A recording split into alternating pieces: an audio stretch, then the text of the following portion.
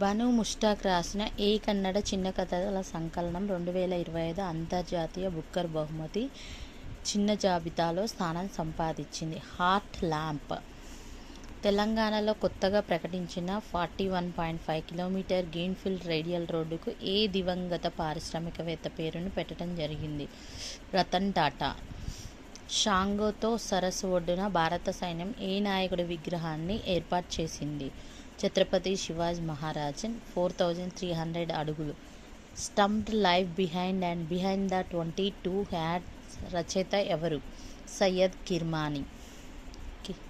ఏ రాష్ట్ర ప్రభుత్వం SWAR speech and written analysis resource ప్లాట్ఫామ్ను ప్రారంభించింది? గుజరాత్. ఫిబ్రవరి 23, 2005 ఎన్నికల్లో తదుపరి ఛాన్సలర్గా ఎవరు ఎన్నికయ్యారు? ఓలాఫ్ షోల్జ్ స్థానంలో ఫ్రెడ్రిచ్ మెర్చ్. జాతీయ మానవ హక్కుల కమిషన్ యొక్క 2024 లఘు చిత్ర పోటీలో మానవ హక్కులపై మొదటి బహుమతిని ఏ డాక్యుమెంటరీ గెలుచుకుంది? Doodh Ganga valley's dying life line. ఫిబ్రవరి 2025లో రతన్ టాటా ఎండోమెంట్ ఫౌండేషన్ చైర్మన్గా ఎవరు నియమితులయ్యారు? ఎన్ చంద్రశేఖరన్.